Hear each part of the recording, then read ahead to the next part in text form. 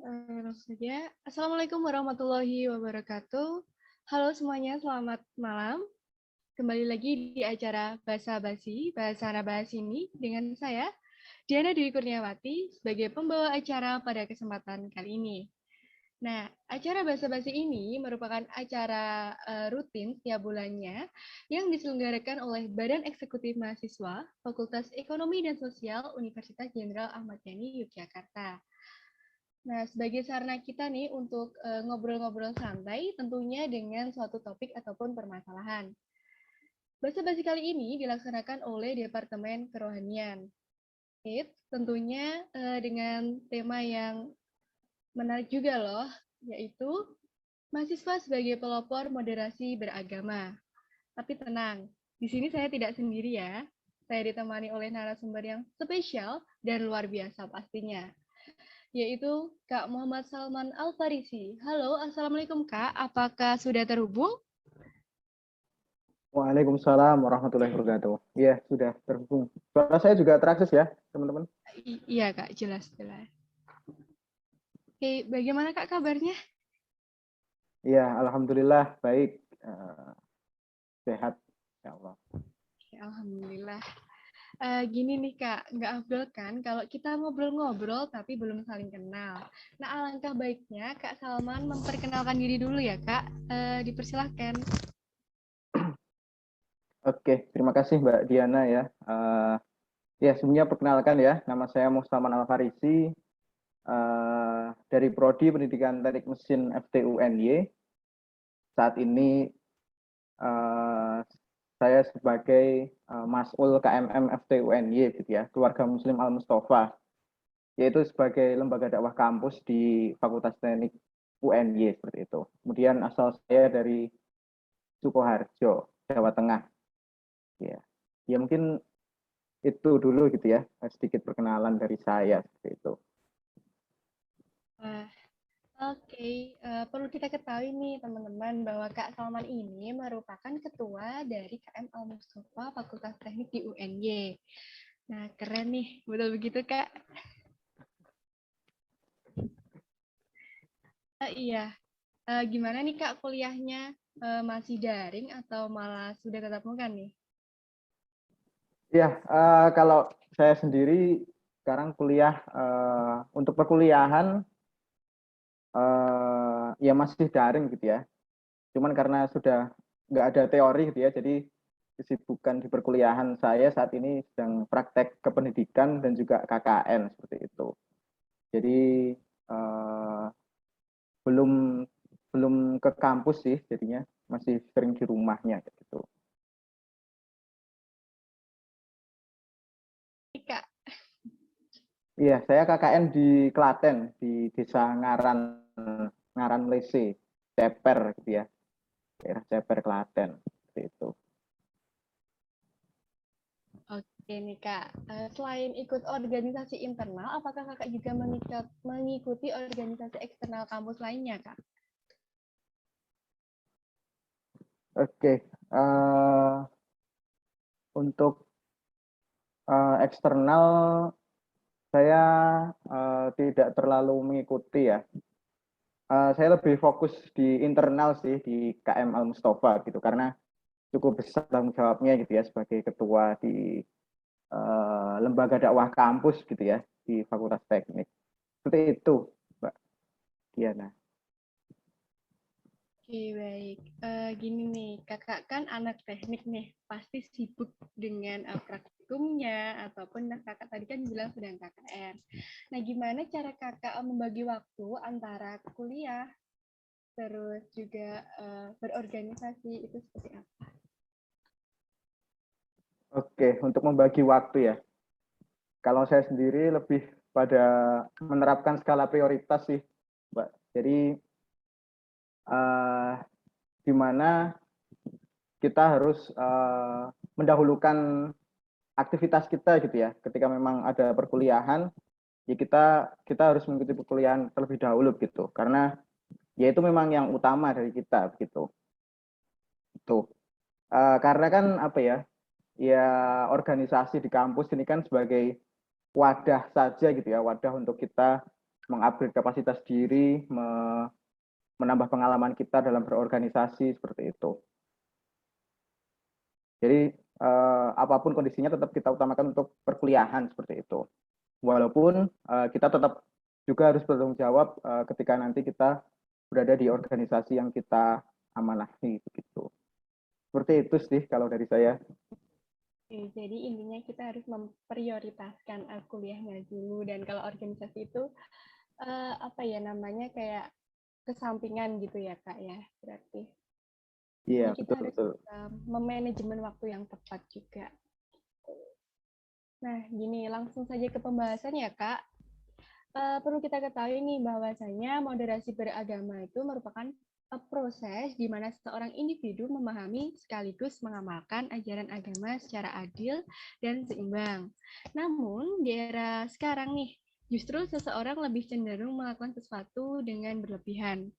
Dan yang kita ketahui bersama bahwa sesuatu yang berlebihan itu tidaklah baik dan akan berefek negatif untuk kelanjutannya. Nah, menurut sudut pandang kakak nih, makna dari moderasi beragama itu apa sih, Kak? Oke, baik. Kita langsung masuk ke inti ya ini berarti. Iya, sebelumnya mungkin sedikit apa ya, disclaimer gitu ya. Kang pendidikan yang saya tempuh saat ini kan juga bukan dari apa ya, seputar keagamaan gitu ya. Tapi mungkin apa ya, saya di sini sebagai aktivis dakwah kampus begitu ya, untuk nanti menjawab beberapa pertanyaan yang disampaikan Mbak Diana seperti itu. Jadi mungkin sedikit ya perlu diketahui gitulah ya. Itu. Dan kemudian tadi ini ya terkait dengan moderasi begitu ya. Iya. Kalau dari bahasanya sendiri bahwa moderasi ini kan artinya tadi ya yang disampaikan Mbak Diana gitu ya, tidak berlebih-lebihan atau sedang atau seimbang gitu ya.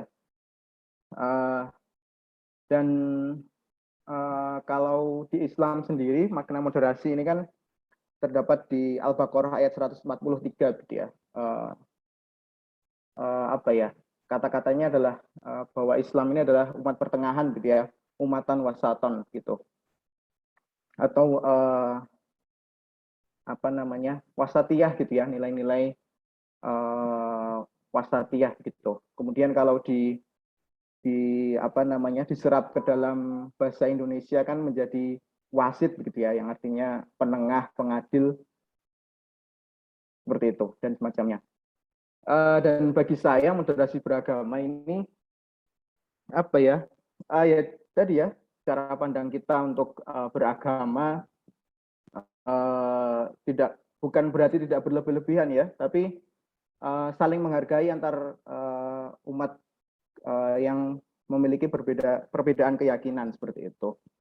Jadi bagi saya yang paling utama adalah moderasi beragama itu kita tidak melaksanakan ajaran agama secara ekstrim gitu ya. Ekstrim di sini artinya adalah ada 3 gitu ya.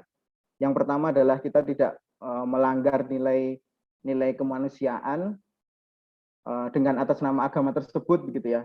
Karena ya tidak mungkin gitu ya agama menyuruh kita untuk melakukan hal yang melanggar nilai-nilai kemanusiaan seperti itu. Kemudian juga tidak melanggar kesepakatan bersama gitu ya, kesepakatan yang dibangun antar umat beragama seperti itu. Dan yang ketiga adalah tidak melanggar hukum-hukum yang berlaku di suatu daerah tersebut begitu. Jadi makna moderasi bagi saya seperti itu gitu ya. Kita punya cara pandang untuk saling menghargai dalam bingkai keberagaman beragama seperti itu. Itu Mbak Diana mungkin. Oke, jadi kita harus toleransi antar umat beragama gitu ya Kak ya intinya. Iya, Nah, betul-betul. oke, ini dilanjut. Bagaimana nih peran mahasiswa sebagai pelopor moderasi beragama, Kak?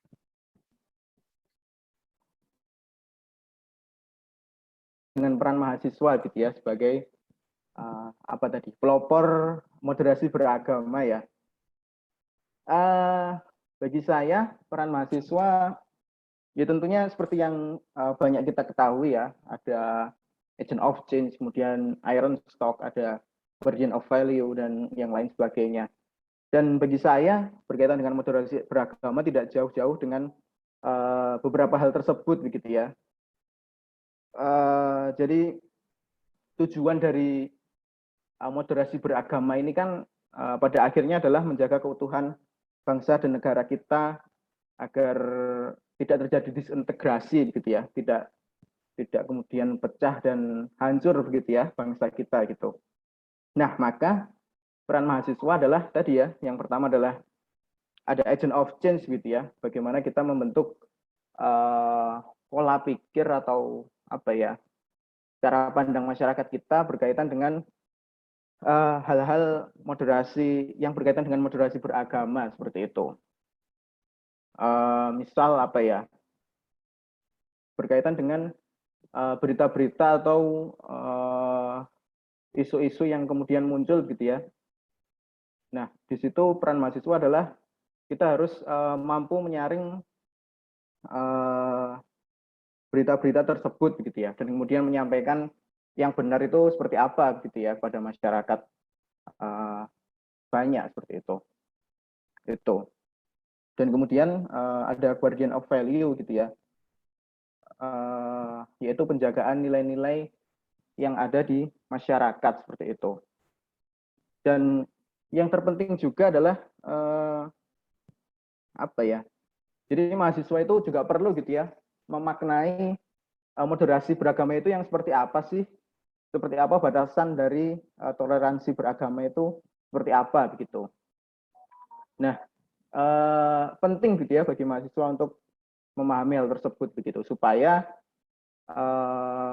ya moderasi beragama ini berjalan dengan baik gitu ya. Bukan kemudian apa ya? Tidak berlebihan tapi juga tetap berjalan dengan baik gitu ya. Karena seringkali apa ya, menurut saya gitu ya, banyak hal-hal yang karena alasan moderasi kemudian kita jadi berlebihan gitu ya. Misal contohnya apa ya, seperti kalau mungkin kita tahu kadang ketika perayaan hari Natal seperti itu ya, barangkali ada kemudian orang Muslim yang sholawatan di gereja seperti itu ya. Nah, bagi saya seperti itu adalah salah satu apa ya, moderasi yang kemudian terlalu berlebihan gitu ya. Karena kita juga tidak tahu apakah mereka umat lain itu juga nyaman begitu ya terhadap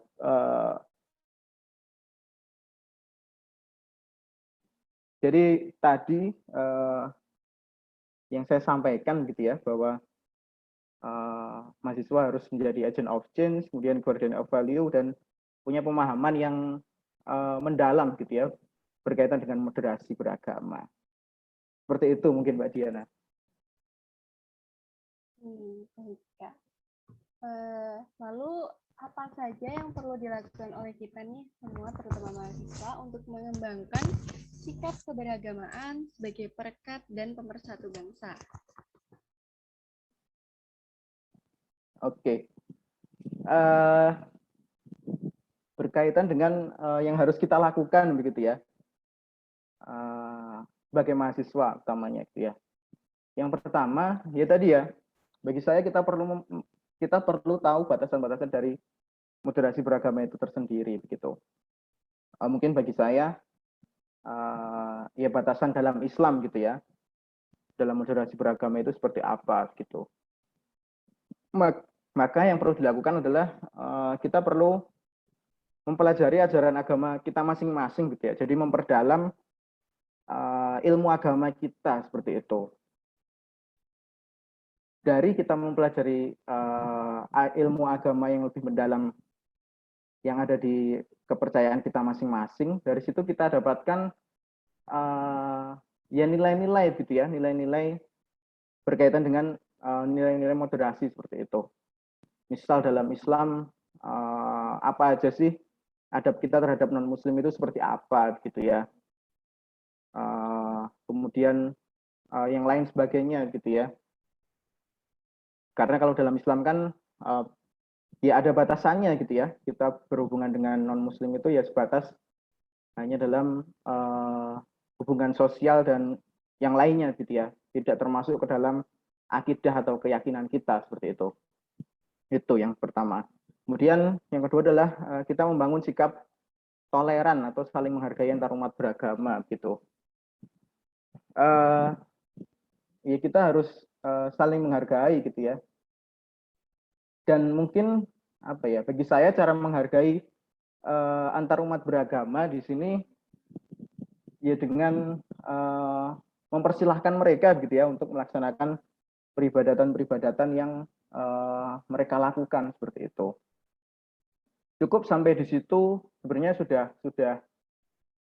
apa ya, sudah termasuk dalam toleransi beragama bagi umat Muslim gitu ya. Itu. Nah, kemudian selanjutnya adalah mengedepankan nilai-nilai persamaan begitu ya dengan umat beragama lain. Jadi ketika kita bergaul dengan umat beragama lain itu bukan kemudian nilai-nilai perbedaan yang kita tonjolkan, tapi nilai-nilai persamaan begitu ya. Ya tentunya sesama Muslim itu kan saudara gitu ya, saudara dalam agama. Tapi kita dengan yang non Muslim pun juga saudara gitu. Kita perlu mengedepankan nilai-nilai persamaan gitu ya. Apa saja sih nilai-nilai tersebut antar kita umat beragama yang beragam gitu ya di Indonesia ini gitu. Dan kemudian selanjutnya adalah juga kita jangan ini ya mudah tersulut oleh berita-berita yang simpang siur begitu ya, yang memprovokasi kita untuk melakukan apa ya, hal-hal yang tidak sesuai dengan nilai-nilai moderasi dalam beragama seperti itu.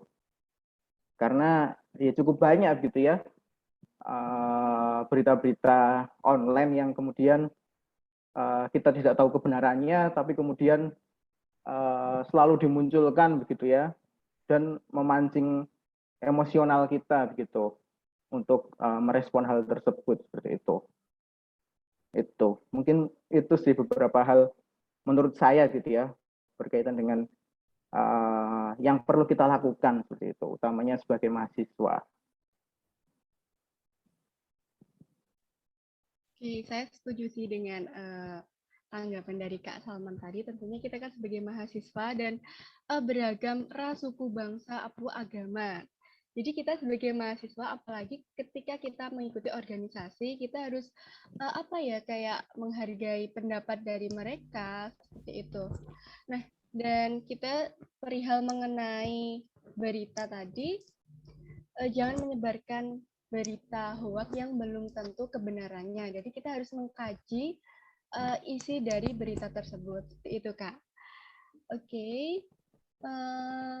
Lalu bagaimana keadaan masyarakat saat ini, Kak, terhadap sikap keberagamaan dalam membangun sikap toleransi antar umat beragama? Oke, berkaitan dengan sikap keberagamaan ya, kemudian kondisi masyarakat juga gitu ya. Apa ya? Ini pertanyaan yang cukup menarik sih sebenarnya ya. Yang saya rasakan sebenarnya apa ya? Jadi menurut saya ya, Mbak Diana, bahwa bangsa Indonesia ini umatnya sangat moderat begitu ya. Apa ya? Jadi tidak perlu lagi kita untuk mengajari berkaitan dengan moderasi pada bangsa Indonesia begitu. Sudah bisa kita lihat gitu ya. Bahkan secara historis kita juga tahu gitu ya, bangsa ini diperjuangkan oleh banyak umat beragama dengan perbedaan keyakinan masing-masing begitu ya. Jadi bagi saya kondisi masyarakat saat ini atau secara umum gitu ya, secara umum umat Indonesia ini adalah sangat moderat begitu. Itu. Contoh lain mungkin apa ya? kita tahu gitu ya bahwa Indonesia. Tapi coba kita lihat apa sih yang membuat Indonesia ini terkenal gitu ya. Misalnya berkaitan dengan wisata gitu ya. Kita tahu yang terkenal dari Indonesia itu ada Candi Borobudur gitu ya, yang bahkan sempat masuk dalam 7 keajaiban dunia gitu ya. Dan itu bukan apa ya, bukan dari orang Islam gitu ya yang terkenal. Bahkan juga Pulau Bali juga menjadi sesuatu yang cukup terkenal dari Indonesia gitu ya. Dan itu bukan menjadi hal yang apa ya, membuat marah atau membuat apa ya, yang membuat marah umat Muslim yang notabene sebagai mayoritas di Indonesia gitu ya. Nah, dari situ bisa kita lihat bahwa ya moderasi beragama di Indonesia ini sudah apa ya, sudah baik lah ya. Bagi saya sudah cukup dewasa begitu masyarakat Indonesia. Dari dilihat dari dua hal tersebut saja begitu ya, seperti itu. Cuman memang apa ya, apalagi di mungkin beberapa tahun terakhir ini gitu ya, banyak memang oknum-oknum yang kemudian memprovokasi, memancing dan lain sebagainya gitu ya, untuk kemudian menjadi apa ya, memperkeruh suasana keberagaman kita gitu ya, atau moderasi kita dalam berbangsa dan bernegara seperti itu.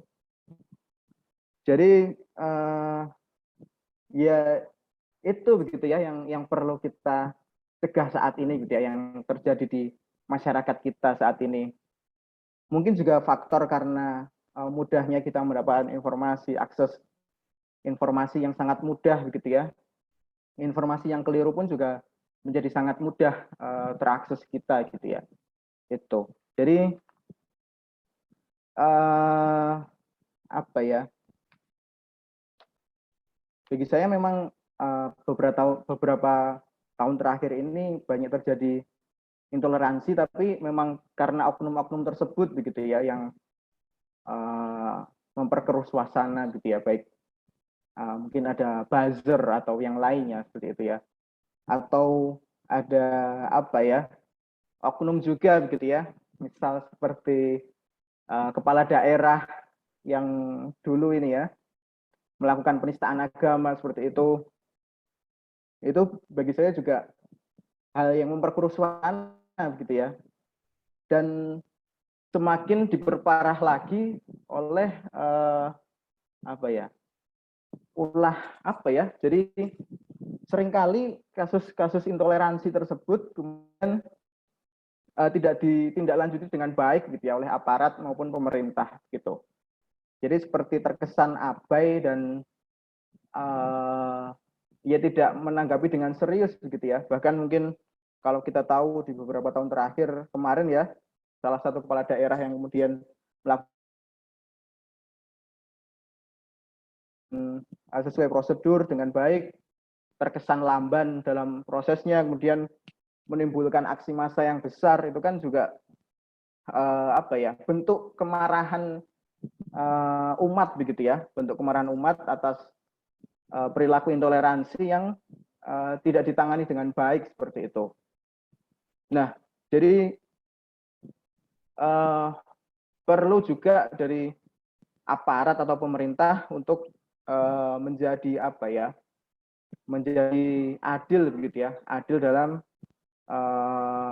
melakukan apa ya, memproses secara hukum oknum-oknum yang melakukan intoleransi ini gitu ya, oknum-oknum yang punya potensi menjadikan terjadinya disintegrasi bangsa Indonesia seperti itu. Itu. Jadi seperti itu sih. Secara umum bagi saya, ya bangsa Indonesia ini sudah cukup dewasa gitu ya, sangat moderat begitu. Walaupun memang beberapa tahun terakhir ini banyak oknum-oknum yang apa ya, melakukan intoleransi dan lain sebagainya gitu. Di situ juga ada peran aparat yang seharusnya menjadi adil dalam memproses oknum-oknum tersebut seperti itu. Bagi saya seperti itu sih, Mbak Diana. Oke, Kak. Jadi sebagai contoh nih di daerah saya ini, terutama kan ini sedang COVID ya, Kak. Waktu kemarin-kemarin itu parah banget di sini. Nah, itu kayak misalnya di sini kan ada perbedaan agama. Nah, misalnya yang si A ini terdampak COVID. Nah, dia itu kayak setiap hari ngasih ya sayuran ataupun makanan yang bisa dimakan oleh ini si A ini. Nah, menurut saya itu merupakan suatu bentuk toleransi antar umat beragama di daerah sini. Jadi kayak apa ya, kayak lebih ke gotong royong gitu, respect terhadap satu sama lain gitu. Nah, ini last question ya, Kak. Lalu, seberapa penting peran generasi milenial sebagai agen moderasi beragama, Kak? Oke, seberapa penting begitu ya untuk kita menjadi agen moderasi beragama? Bagi saya, ya moderasi beragama ini sangat penting gitu ya, dan kita penting menjadi agen dari hal tersebut gitu ya, karena apa ya, ya yang seperti yang kita ketahui gitu ya, bahwa umat Indonesia ini kan cukup beragam gitu ya. Ada berapa? 6 agama gitu ya yang ada di Indonesia ini yang diakui secara sah begitu oleh negara. Dari situ kita paham bahwa kita perlu apa ya, punya cara pandang moderasi beragama begitu ya. Cara kita untuk menjaga keutuhan bangsa ini gitu ya. Jadi sangat penting lah ya kita menjadi agen moderasi beragama, karena taruhannya adalah keutuhan bangsa kita gitu ya. Bahkan mungkin apa ya, sulit dibayangkan gitu ya, ada negara yang besar dari Sabang sampai Merauke yang terdiri dari bermacam-macam agama, bermacam-macam suku bangsa yang kemudian hidup bersama gitu ya dalam bingkai negara kesatuan gitu ya, NKRI gitu ya, seperti itu. Jadi sangat penting gitu ya sebagai upaya kita untuk menjaga keutuhan bangsa ini gitu, untuk kemudian mencapai cita-cita luhur bangsa ini gitu ya, oleh yang telah diperjuangkan oleh pahlawan-pahlawan kita gitu. Seperti itu, Mbak Diana mungkin. Oke, baik teman-teman. Tiba nih di penghujung acara, Kak. Terima kasih kepada Kak Salman yang sudah bersedia mengisi acara basa-basi pada kesempatan kali ini. Oh iya, Kak, dipersilahkan untuk memberikan closing statement untuk kita semua nih, Kak. Oke, baik. Cukup cepat juga ya. Saya kira sampai malam gitu ya. Ternyata cukup ini. Ya, sebagai penutup gitu ya, berkaitan dengan moderasi beragama ini adalah hal yang sangat penting gitu.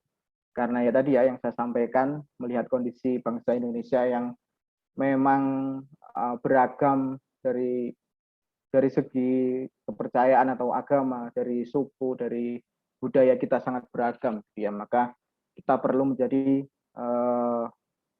agen moderasi atau setidaknya punya cara pandang moderasi beragama gitu ya. Kita saling menghargai antar satu sama lain dengan kawan kita yang punya kepercayaan yang berbeda seperti itu. Tapi kita juga perlu membekali diri gitu ya, untuk paham sejauh mana atau sampai mana batasan-batasan kita untuk menerapkan moderasi beragama tersebut. Salah satunya adalah dengan memperdalam ajaran agama kita masing-masing begitu ya. Karena saya Muslim ya tentunya kita perlu memperdalam agama berkaitan dengan isi Al-Quran, isi Al-Hadis, dan yang lain sebagainya gitu. Sebagai bekal kita untuk menerapkan moderasi beragama tersebut begitu. Dan kemudian juga yang saya sampaikan tadi ya, terkait dengan peran aparat atau pemerintah gitu ya dalam menjaga dalam menjaga moderasi beragama gitu ya, yaitu dengan menerapkan hukum secara adil gitu ya terhadap pelaku-pelaku intoleransi beragama seperti itu. di situ pula peran mahasiswa gitu ya untuk mengawal, untuk benar-benar melaksanakan tugas pokoknya gitu ya, terutama kaitannya dengan moderasi beragama adalah terhadap pelaku-pelaku intoleransi beragama gitu ya, karena ya tadi ya mereka punya potensi untuk memprovokasi bangsa kita untuk kemudian terjadi disintegrasi dalam bangsa kita gitu ya, karena ya kita harus menjaga keutuhan bangsa kita gitu ya dengan cara menerapkan cara pandang moderasi beragama tadi gitu. Mungkin itu Mbak Diana sebagai penutup, pernyataan penutup gitu ya dari saya gitu. Itu saja mungkin Mbak Diana. Saya terima kasih sekali gitu ya sudah diundang di sini oleh teman-teman BEM Fest Unjaya gitu ya. Terima kasih sekali lagi atas waktunya untuk kita saling berdiskusi gitu ya perihal moderasi beragama. Oke, baik Kak. Jadi teman-teman dapat kita simpulkan bahwasanya dalam moderasi beragama ini kita jangan terlalu toleransinya ekstrim ya. Dan hal itu seperti halnya tidak melanggar nilai kemanusiaan, kesepakatan bersama, dan tidak melanggar hukum yang berlaku di daerah tersebut.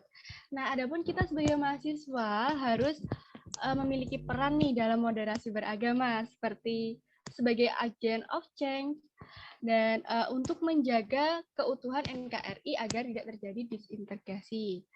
Nah, dan kita juga harus mengetahui nih batasan toleransi beragama itu seperti apa. Nah, mungkin itu saja. Dan last dari saya, hasil tertinggi dari pendidikan adalah toleransi. Karena semakin seorang paham perbedaan, dia akan paham makna kebersamaan. Sekali lagi saya ucapkan terima kasih kepada Kak Salman. Semoga ilmu dan informasi yang diberikan bermanfaat untuk kita semua. Sekian, mohon maaf apabila ada salah kata dalam kelangsungan acara pada hari ini. Saya pamit undur diri. Terima kasih. Wassalamualaikum warahmatullahi wabarakatuh. Waalaikumsalam warahmatullahi wabarakatuh. Oke.